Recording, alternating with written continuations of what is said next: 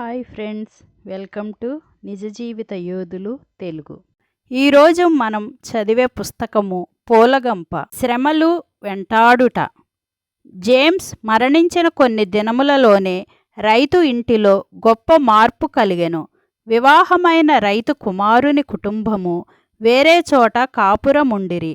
హఠాత్తుగా వారు ఇల్లు ఖాళీ చేసుకొని రైతు ఇంటికి చేరిరి.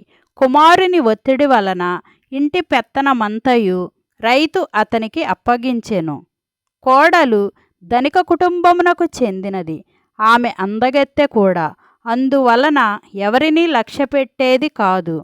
అత్తామామలకు చేయవలసిన బాధ్యతలను చేయలేదు. వారిని ప్రేమతో పరామర్శించలేదు. వృద్ధులైన వారిద్దరికీ పెట్టే ఆహారము నిమిత్తమును ఆమె సణుగుకొనెను.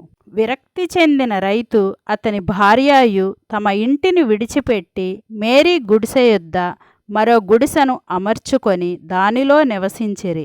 తన్ను గద్దించే వారెవరూ లేరని అహంభావమును బట్టి తన భర్తను కూడా లక్ష్యపెట్టక పనివానిగా చూచెను.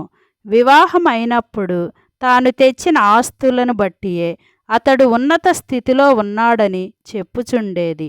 అతడు తల్లిదండ్రులను కలుసుకొనుటకు వెళ్ళిన ఎడల మానక తిట్టుచుండెను. అయినను ఒక దినము ఆమెకు తెలియకుండా తల్లిదండ్రులను కలిసి తన ఆవేదనను కన్నీటితో పంచుకొనెను. కుమారుడా, మన దుర్గతికి కారణము మనమే. నీవు ఆమె అందమును చూచి ఆకర్షించబడితివి.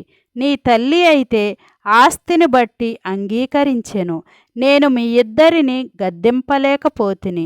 అందువలన మనము ముగ్గురము ఇట్టి శిక్ష అనుభవించక తప్పదు. నా స్నేహితుడైన జేమ్స్ ఈ వివాహమునకు సమ్మతించలేదు. నీవు ఆస్తులను గూర్చి చెప్పినప్పుడు మంచి గుణమే అసలైన ఆస్తి.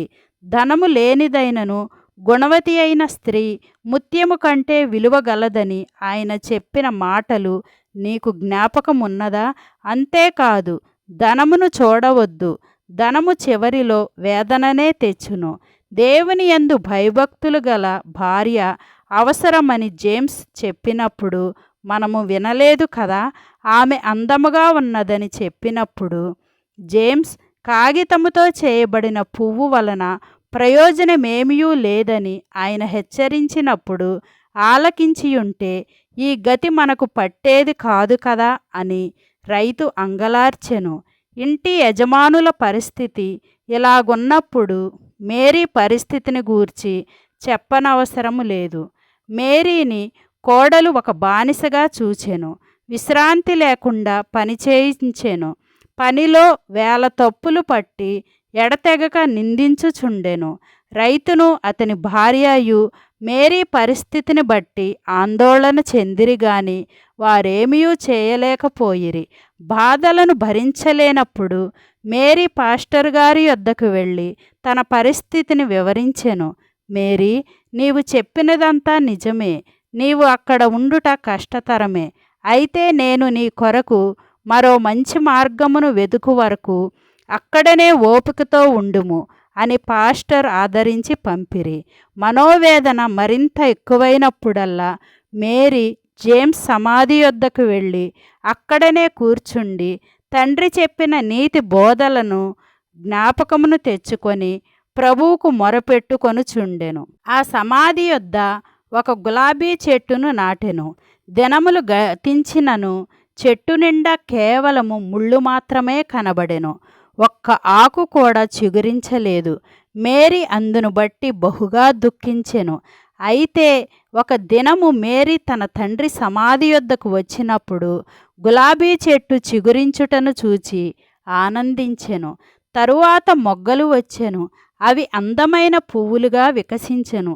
ఇది నా పరిస్థితిని తెలుపుచున్నట్లున్నది. ప్రస్తుతము నా జీవితమంతా ముళ్ళే. అయితే త్వరలో ప్రభువు నా జీవితమును వికసింపచేయును అనే విశ్వాసముతో మేరీ ఉత్సాహముగా తన పని పాటలతో సాగుచుండెను. మరిన్ని వీడియోస్ కోసం లైక్ చేయండి, షేర్ చేయండి, సబ్స్క్రైబ్ చేసుకోండి.